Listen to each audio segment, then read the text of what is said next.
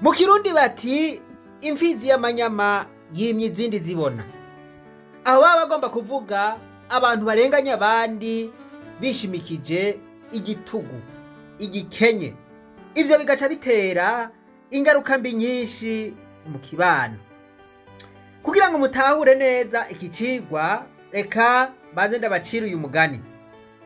Habaye ibikoko vyaba mw'ishamba, hanyuma hatera uruzuba, imigezi itangura gukama, eka mw'iryo shamba hatera ubugaragwa.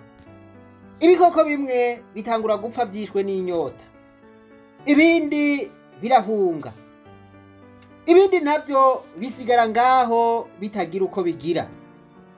Ubuzima muri iryo shamba buba nabi cane. Ariko igitangaza, mw'iryo shamba hasigaye isoko rimwe ry'amazi. Intare ikiraryiganzira, ibwira ibindi bikoko vyose ko atana kimwe cemerewe kuhahonyoza ikirenge. Yoyo ntiyigera inyotegwa, yanywa amazi uko yumva yakeneye.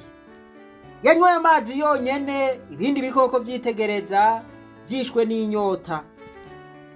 Imparage ntiyari igifise inguvu zo kwiruka, n'inzovu ntiyari igifise n'intege zo kugenda. Ntawe arakicumva amajwi y'inyoni kuko ntizari zikibasha kuguruka. Ivyo bikoko vyose vyari bibayeho mu mubabaro ntangere.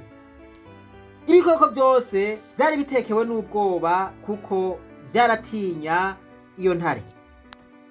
Ariko igitondo kimwe Bakame irumva irushe, irumva itobandanya kwihanganira uwo mubabaro, irumva ibabajwe nuko ibikoko bigenzi vyayo biriko biramererwa nabi kubera ukubura amazi. Niko kwiyumvira ukuntu yokemura ico kibazo cari cananiranye. Icihengera ya ntare iryamye, irasoboka buke buke igenda kuri rya riba. Niko gutangura kunywa kuri ya mazi, imizi bitama bibiri ya ntare iba yavyumvise.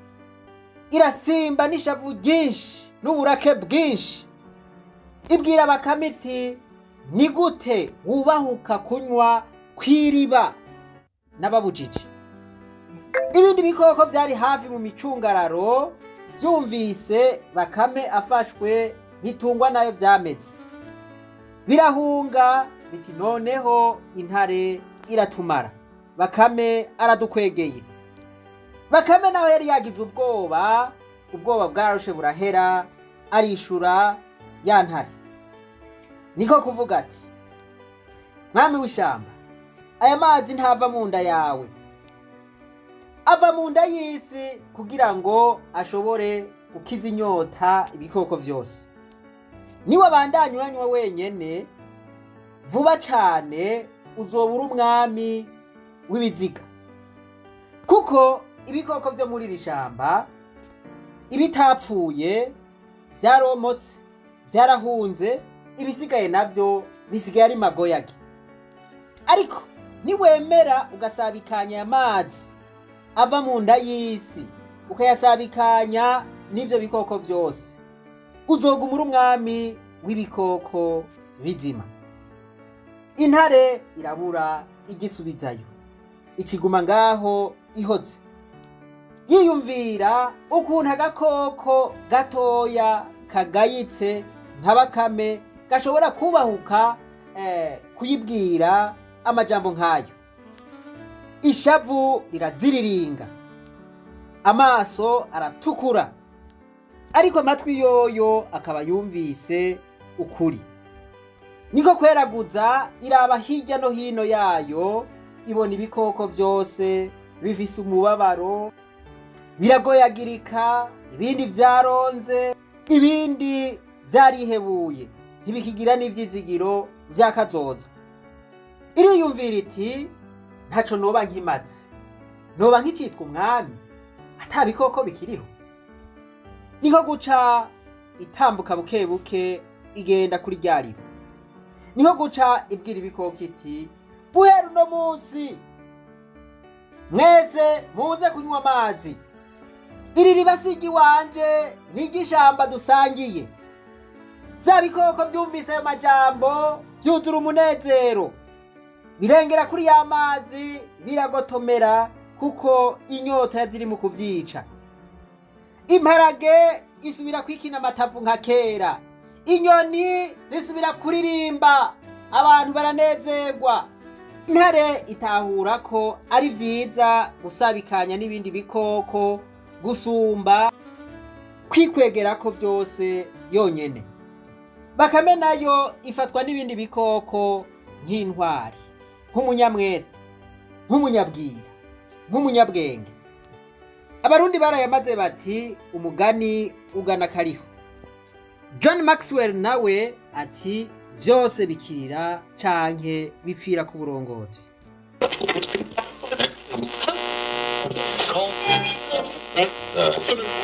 Dushobora kwibwa amezi 2 y'igitoro ku mwaka, amezi 2 y'igitoro, kandi abo nyene bayivye bakaba aribo ba mbere bakoma induru ngo igitoro kirabuze. Je nibaza ko udahamutse nta mutima bafise kubona ibi bintu tubonye. Jensiga niyumvira ubwo hari ntabantu Imana yabumvye kugira bice Burundi, ntabariho boba baremwe kugira bice Burundi. Dutangure tubaronde tuje imbere y'Imana ibatwereke, nta kundi je nta wundi mutima. Umuntu gushika abigikoko be muri yumvira yuko muzosigara murenene Burundi bwatembagaye, muzosigara murenene. Mwarateguye mugabo mwarahateguye ayo mahera yose mwiba muce muja kugura amazu hanze ndabizi none muyashiranye. Ereka ntitujyaje mwaguze hanze twakorana n'ibihugu tukazigaruka imbere y'abene gihugu konka amaraso y'abene gihugu. Murasoma Bibiliya agakaraho bosanga harimo abantu bavuga ngo nabasomye ba Bibiliya ngo nabasenzi. Nta numurasoma ati abene gihugu intama zanje aho kuzibungabunga muzirya ibinure, sivyo nyene none arariye mwaranezerewe. Nibaza yuko ubu mutagirwara kwashi tugarukana ibintu ku murongo. Nari mwahimvye ntuzeho imiliyoni zirenga 40 ku mwaka mwibaza amadolari, ntimwahimvya muzohaga ryari mugamaye n'abakoreshwa na Shetani ntibahaga.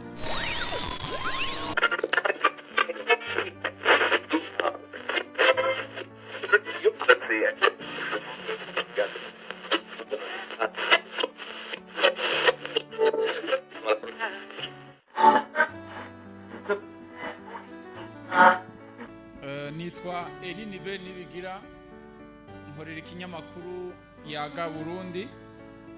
Isi utubazo dutatu nyene iteka. Akabazo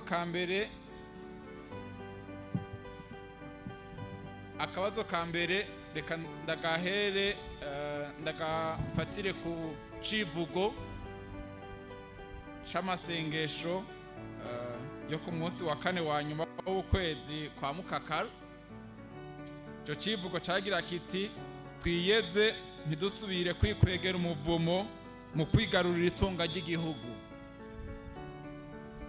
Nyene iteka none twovuga yuko by'ukuri mu mugambi uri ku butegetsi mwigaruriye itunga ry'igihugu, kuko ari umugambi uri ku butegetsi bisa nk'umuvyeyi agunga umwana. Mbeho ho mwasanze mwari mwigaruriye ingana gute?